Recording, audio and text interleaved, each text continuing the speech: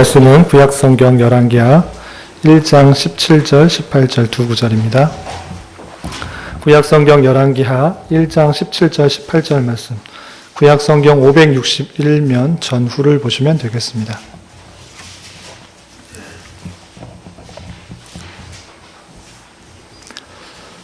17절, 18절 함께 봉독합니다.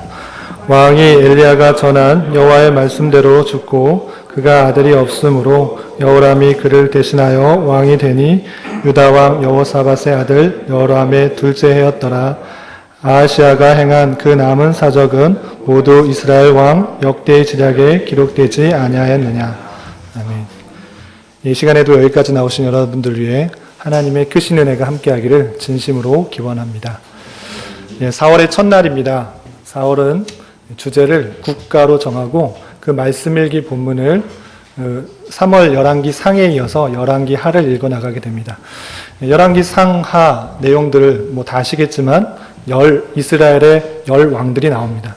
열왕들의 행적들이 나오고 여러 치적들이 나오고 그것에 대해서 잘했다 못했다 이런 평가들이 나오게 되는 것입니다. 이런 이야기를 들으면서 그냥 구약시대에 어떤 이스라엘의 한 역사를 보고 끝나는 것이 아니라 이스라엘 왕들의 치적들을 보여주는 그런 이유는 무엇인가? 그리고 왕들을 하나님께서 성경책에 기록하게 했을 때 그 평가 기준이 되는 것이 무엇인가를 좀 핵심적으로 살펴보고, 그렇다면 우리가 오늘날 삶을 살아갈 때 국가에 대해서 지금은 왕이 없지만 왕과 같은 역할을 하게 되는 국가 권력에 대해서 어떤 자세를 가져야 되는지, 또 교회로서 또 선민으로서 어떤 자세를 가지고 또 이 땅을 살아가야 되는지 잠시 생각해 보는 시간을 가질까 합니다. 먼저 열왕기 상하에는 많은 왕들이 나옵니다. 이름도 다 외우기 힘든 수많은 왕들이 나오는데요. 우선 솔로몬 왕의 아들로부터 이 이스라엘 왕국이 북이스라엘과 남유다로 나누게 되는 것을 우리 열왕기 상을 통해서 볼 수 있었습니다. 북이스라엘은 솔로몬 왕이 신하였던 여로보암이 초대 왕이 되어서 그 나라를 다스려 가게 되고요. 그 여로보암으로부터 그 마지막 왕 호세아 왕까지 총 19명이라는 그런 왕들이 나오게 됩니다. 그런데 그 평가들을 보면 북이스라엘 왕들은 그 19명이 되는 왕들이 모두 다 하나님 보시기에 악하였다라는 평가를 살펴볼 수 있습니다. 특별히 극한 왕, 선대의 왕의 죄악들을 우습게 여긴 그런 왕들이 또 표현된 것들을 볼 수 있는데요. 오므리 왕과 아합은 극악한 왕으로 또 서술되어 있는 것들을 살펴볼 수 있습니다. 남유다에는 르호보암부터 시드기야까지 총 20명의 왕들이 등장하게 됩니다. 20명의 왕들 중에서 선한 정치를 폈던 그런 왕도 있고요. 그렇지 못하고 악한 왕들이 또 있었던 것을 보게 됩니다. 선한 왕들은 쭉 교환에 실어놨는데요. 아사왕, 여호사밧, 요아스, 아마샤, 우시야, 요담, 히스기야, 요시야 총 8명 정도 왕들이 하나님 보시기에 선한 통치를 했다, 선하게 행하였다라는 평가를 받고 있는 것을 볼 수 있습니다. 그렇지만 남유다의 왕이지만 하나님 보시기에 악한 왕들의 모습들을 보게 됩니다. 총 12명이 있는데요. 르호보암부터 또 맨 마지막 왕이었던 시드기야까지 총 12명의 왕들이 하나님 보시기에 악하였다라는 평가들을 보게 됩니다. 물론 그냥 단순히 한 사람의 그 왕들에 대해서 잘하였다 못하였다 평가되어 있는 내용들은 아니고 구체적으로 이들이 어떤 잘못들을 했는지에 대해서 설명되고 있지만 그 핵심적인 평가 기준이 무엇인가 했을 때는 세상적인 기준, 그 나라가 번성했느냐 아니면 통치권이 강하였느냐, 평화적으로 유지했느냐 이런 세상적인 기준이 아니라 하나님 보시기에, 여호와 보시기에 좋다 또는 나쁘다 이렇게 평가하는 것을 볼 수 있습니다. 그래서 어떤 한 왕이 강한 통치력을 가지고 평화적으로 또는 일사분란하게 그 나라를 다스렸을지라도 하나님 보시기에 그 말씀대로 순종하지 않았다면 그것은 악한 왕으로 분류되는 것을 볼 수 있는 것입니다. 그렇기 때문에 이 이 왕들의 기준은 또 계속적으로 반복적으로 표현하고 있는 것은 무엇이냐면 악한 왕들에 대해서는 어디에 기준을 두고 있느냐? 그 왕이 여로보암의 길로 행하였다. 또는 아합의 길로 행하였다라는 표현을 둘 수가 있고요. 또 잘한 왕, 선한 왕들은 다윗의 길을 따랐다. 이런 표현들로 그것을 하나님 보시기에 좋았다, 또 나빴다 이렇게 표현하는 것입니다. 이런 왕들을 살펴볼 때 그러면 과거에 이스라엘 왕들이 그랬구나, 그런 왕들이 있었구나라고 그냥 흘려보내는 것이 아니라 이것을 통해서 우리가 살펴볼 수 있는 것은 왕들의 모습이 그 사람들의 모습으로만 그치는 것이 아니라 그런 연약함, 그런 죄악됨, 그런 허물들이 우리 안에도 마찬가지로 있구나라는 것들을 깨닫게 되는 것입니다. 우리가 실제로 그 당시에 왕이 아니었지만 왕의 자리에 있었다면 그 많은 악한 왕들처럼 내 자신의 권력을 세게 하기 위해서, 강화하기 위해서, 내가 더 평안한 삶을 살기 위하여서 하나님의 말씀을 순종하고 따르기보다는 내 생각과 판단에 대로 내 힘을 악용할 수도 있겠구나라는 생각을 해보게 되는 것입니다. 그래서 열왕기서를 읽으면서 열왕들의 모습을 보면서 그 왕들의 허물들이, 그 왕들의 죄악들이 나에게도 여전히 허물과 연약함으로 나와 있다는 것을 알고 그런 잘못들을 범하지 않을 수 있도록 하면 좋겠다 하는 생각이 듭니다. 그래서 세상적인 기준으로 세상에서 보기에 좋아 보이는 것에 따라 내가 살아가는 것이 아니라 하나님의 말씀이 기준이 되어서 하나님의 말씀대로 순종하는 삶, 하나님의 뜻대로 살아가는 삶이 하나님께서 우리를 평가하실 때 보시기에 좋았다, 이렇게 평가될 수 있음을 알고 우리는 그 왕들에 대해서 생각하면 좋겠다 생각이 듭니다. 그것뿐만 아니라 그렇다면 과연 이스라엘에게, 구약시대 이스라엘에게 왕이 왜 있었는가? 그리고 왕의 권력들, 그것들에 대해서 어떻게 생각해야 될 것인가? 좀 더 생각해 보고자 합니다. 우선 우리가 읽었던 사무엘상 8장 5절에 보면 이스라엘에게 왕이 어떻게 세워졌는지에 대해서 알 수 있는 그런 말씀이 있습니다. 8장 5절, 성경책 찾기 번거로우실까 봐 이렇게 교환에 써놨는데요. 8장 5절 함께 읽어보도록 하겠습니다. 시작. 당신은 늙고 당신의 아들들은 당신의 행위를 따르지 아니하니 모든 나라와 같이 우리에게 왕을 세워 우리를 다스리게 하소서. 예, 최초의 왕이 세울 때, 사울 왕을 세울 때, 그 왕이 하나님께서 필요해서 세워진 왕이 아니라는 것을 알 수 있습니다. 이웃 나라에는 다 왕이 있어서 강한 통치를 하고 있었습니다. 그렇지만 이스라엘에는 왕이 없었는데 사람이 보기에 왕이 없으니까 나라가 힘이 없고 여러 나라에게 침략을 받게 된다 생각을 한 것입니다. 그래서 이스라엘 백성들은 장로들과 함께 사무엘, 그 당시의 지도자였던 사무엘에게 찾아와서 당신도 늙었고 당신의 아들들도 제대로 정치를 하지 못하고 다스리지 못하고 하나님 말씀대로 하지 못하니까 이제 남들, 다른 나라들처럼, 이웃 나라들처럼 왕을 세워달라. 그래서 그 왕을 통하여서 다스려달라고 요청을 하게 된 것입니다. 그들이 하는 요청은 하나님께서 원하시는 하나님의 뜻대로 하는 요청이 아니었고 이웃 나라, 또 이웃의 하는 대로, 세상이 하는 대로 하는 요청이었던 것입니다. 이것이 하나님의 뜻에 합당하지 않았지만 하나님께서는 그의 요구, 그의 요청을 들어주는 것을 볼 수 있습니다.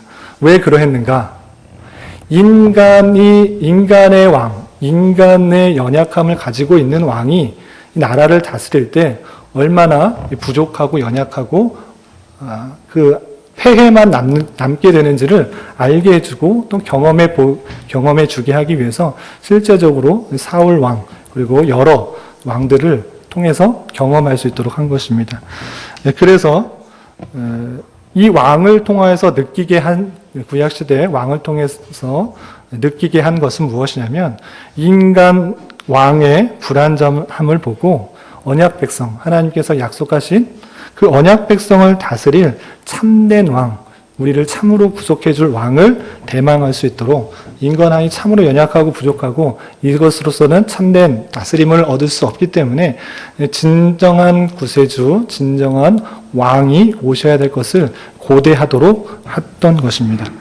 그 대망하였던 것은 아시다시피 예수 그리스도가 이 땅에 오셔서 십자가 구속사역을 하심으로 말미암아 참된 왕과 선지자와 제사장으로서의 역할들을 잘 보여주심으로 말미암아 그 왕의 모습들을 보여주신 것이죠. 그토록 원했던 그 왕은 예수 그리스도의 모습으로 우리에게 이제는 알려진 것입니다. 그렇다면 신약시대에 예수 그리스도의 참된 왕이신 것들을 알고 우리는 국가 권력에 대해서 어떤 자세를 가져야 되는가? 왕은 없지만 대통령이나 국가 권력들에 대해서 어떤 자세를 가져야 되는가? 이것을 표현해주는 성경의 여러 구절이 있는데요. 대표적인 구절이 로마서 13장에 나오고 있습니다. 13장 1절 이하에 쭉 나와 있는데요. 1절만 우리 교환에 나와 있는 대로 한번 읽어보도록 하겠습니다. 시작.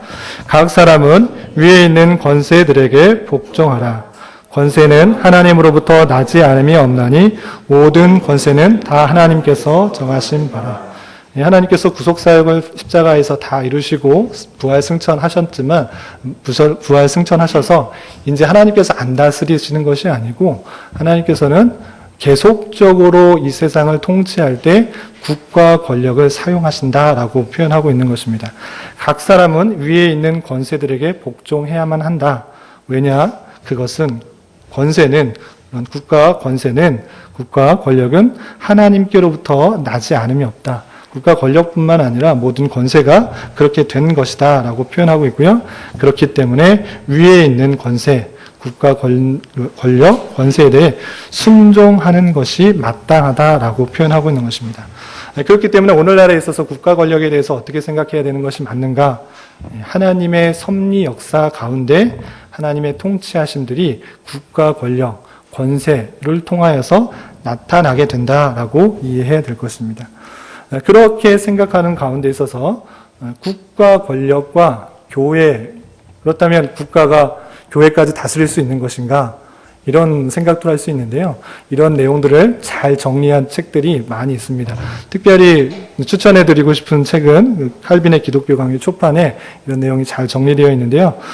세상의 통치와 영적 통치, 그러니까 육적 통치와 하나님께서 이 세상을 다스리시는데 그걸 어떻게 생각할 수 있느냐? 이해하기 쉽게 영적 통치와 또 육적 통치가 있다라고 표현하고 있는 것입니다.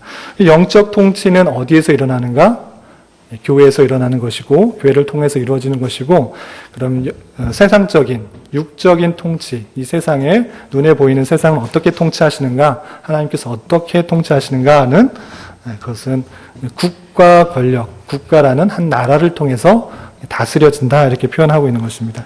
그렇기 때문에 국가의 관원은 우리의 유익을 위한 하나님의 사역자, 우리가 흔히들 생각하기에 하나님의 사역자, 하나님의 사자 이렇게 표현할 때는 그냥 목사님, 목회자 이렇게만 생각할 수 있는데 성경에는 분명히 하나님의 사자, 하나님의 사역자를 국가 권력을 갖고 있는 관원들에게도 표현하고 있다는 사실들을 잘 알아. 말씀을 전하는 사람에게 있어서만 표현할 것이 아니라 하나님께서 세상 권력을 통하여서도 하나님의 맡기신 일들을 행해 나가는 그런 사역자가 될 수 있음을 알고 우리가 또 기도해야 되는 것입니다. 하나님의 사역자로서 그들을 통하여서 사회 질서와 평화를 유지하고 악인들의 악행과 비행을 막아서 선민을 평온하고 안전한 생활을 할 수 있도록 하는 방편으로 존재한다. 이렇게 표현하고 있는 것입니다. 그러니까 하나님께서 이 세상을 다스리시는데 어떻게 다스리는가 했을 때는 국가 권력, 그들이 비록 하나님을 인정하지 않는 사람일지라도 일반 은총 가운데 하나님의 섭리의 역사는 믿지 않는 사람을 통하여서도 이 세상의 평화와 유지와 질서와 안녕을 유지하기 위해서 그 사람들을 사용하시는 것으로 우리가 믿고 받아들이는 것입니다. 그것이 하나님의 주권 가운데 이 세상을 다스리는 것이다. 다스리는 방편이다라고 할 수 있는 것이죠. 그렇기 때문에 디모데 전서 2장에서는 더욱 기도해야 될 것은 우리가 더 평안하고 하나님의 말씀대로 신앙생활을 잘 할 수 있도록 국가 권력자를 위해서 임금들, 높은 지위에 있는 사람들을 위해서 더욱 기도하라 이렇게 명하고 있는 것입니다. 그렇게 세상을 세상 통치, 육적 통치하는 수단으로서 국가가 있는 것이고요. 그렇다면 우리가 하나님의 말씀대로 순종하고 다스려지는 영적 통치는 어디에서 있는 것인가 할 때는 다름 아니라 교회 안에서 그런 영적 통치가 있는 것이다. 하나님께서 우리가 말씀대로 살아가고 그렇지 않은 것에 대해 징계하고 또 훈계하는 것이 어디서 일어나는가? 세상 밖에서 일어나는 것이 아니고 그것은 교회 안에서, 교회에서 하나님의 영적 통치가 일어난다라고 할 수 있는 것입니다. 그렇기 때문에 교회에 있어서 제일 중요한 것, 가장 중요한 것이 무엇이냐면 하나님의 말씀이 온전히 선포되는 것, 그것이 중요하다라고 할 수 있습니다. 하나님께서는 고린도전서 4장 1절과 9절 등등을 통하여서 하나님의 말씀 사역자, 말씀 맡은 자를 통하여서 말씀이 온전히 선포되게 하였고, 그리고 그 말씀이 온전히 지켜 행해지도록 명령하셨으며, 그 말씀대로 행해지지 않을 때는 권징이라는, 훈계라는 그런 수단을 통하여서 바로 잡을 수 있도록 온전히 하나님의 말씀대로 영적으로 교훈을 받고 그대로 행할 수 있도록 이렇게 해 주신 것입니다. 그렇기 때문에 교회에서 아주 중요한 사명은 말씀이 온전히 선포되고 그 말씀대로 가르쳐지며 그것이 지켜 행해지도록 할 수 있는 것, 하나님께서 말씀하신 것들을 그대로 행하는 것이 중요하다. 이것을 통하여서 하나님의 나라의, 하나님 백성의 영적인 통치가 이루어진다라고 할 수 있는 것입니다.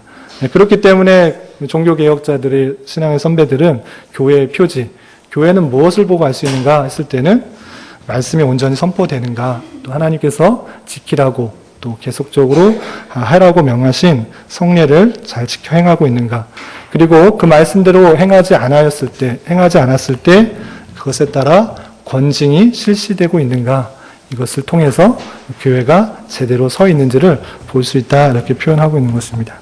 이렇기 때문에 하나님의 주권 가운데 국가 권력, 그것은 세상을 통치하면서 하나님께서 선민을 질서와 안녕을 유지하기 위한 수단으로 사용할 뿐만 아니라 또 교회를 통하여서 우리의 말씀대로 살아가기 힘쓸 수 있도록 그렇게 사용하신다라고 이해하시면 될 것입니다. 말씀을 좀 정리하면서 또 교훈받아야 될 것, 우리가 이제 적용해야 될 것에 대해서 간단히 생각해 보려고 합니다. 이제 이틀, 12일 후면 총선이 있게 됩니다. 총선에 대해서 얼마나 관심 갖고 있으며 또 기도하고 있는지 한번 되돌아봤으면 좋겠습니다. 저도 좀 많이 그러지 못한 것들 같은데 이런 것들은 참 조심스러운 면이 아닌가 생각해 봅니다. 4.13 총선과 교회 직원 선출을 우리는 당면하고 있는 것 같습니다. 먼저는 우리나라가 자유, 평등, 박애와 같은 인류 보편적인 질서에 맞게 온전히 평화롭게 다스려질 수 있도록 그런 것에 관심을 갖고 그런 것에 합당한 관원들, 후보자가 누구인지 관심을 가지고 살펴보아야 될 것입니다. 단순히 당리당략과 또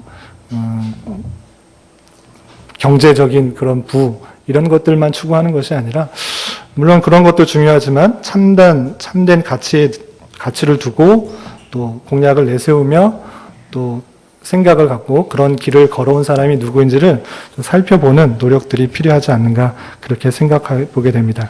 그런 후보들이 누구인지를 살펴보며 반드시 투표권을 행사하며 하나님께서 주신 권리들을 올바르게 이 나라가 잘 다스려질 수 있도록 우리를 통하여서 하나님의 일들이 일어날 수 있도록 투표권을 행사해야 될 것입니다. 또한 우리 교회에 또 장로님, 안수 집사님, 권사님을 선출하는 그런 일들을 앞에 두고 있습니다. 그러한 직원 선출을 하는 데 있어서 단순히 내가 오랜 신앙생활을 했으니까 높은 이른바 직위에, 높은 자리에 이제 좀 올라가야지, 이런 식의 마음으로 직원 선출을 하고 또 선거에 있으면 안 될 것입니다. 하나님의 교회가 하나님께 맡겨진 그런 사명들, 특별히 영적 통치 수단으로서의 교회가 있다는 그 사실들을 잘 수행하기 위해서 내가 좀 쓰여졌으면 좋겠다, 내가 사용되어졌으면 좋겠다 하는 마음으로 교회 일꾼들이 서야 되지 않을까 생각해 봅니다. 그렇게 그런 교회가 되어질 수 있기를 항상 기도하며 또 선거 가운데 또 분쟁이나 또 마음 상하거나 실족함이 없도록 준비를 잘 하지 못하면 그런 일들이 많이 있는 것 같습니다. 행정적인 착오들, 실수들이 많아서 또 후보에 올라야 될 사람들이 또 못 오르게 되고 또 실수들 해서 집계가 잘못되는 그런 등등의 일들이 있을 수도 있습니다. 그렇게 되지 않을 수 있도록 잘 준비하고 또 공명정대하게 실시될 수 있도록 노력해야 될 것입니다. 그리고 무엇보다 중요한 것은 그 모든 것들 가운데 하나님의 절대적인 주권 가운데 모든 것을 이끌어 가신다 생각할 수 있어야 될 것입니다. 비록 우리 모두가 원하는 사람이 되지 않았을지라도 하나님께서 하나님의 때에 또 다른 방법으로 또 사람을 세우시고 또 되게 하신다 생각을 하고 하나님의 주권을 맡기지 않는다면 맡기는 자세가 필요할 것입니다. 그렇지 않는다면 속상한 마음들, 마음 상하는 마음들이 우리 교회 안에 싹트고 또 분열하고 분쟁하고 또 실족하는 일들이 생기게 될 것 같은 그런 염려도 있는 것입니다.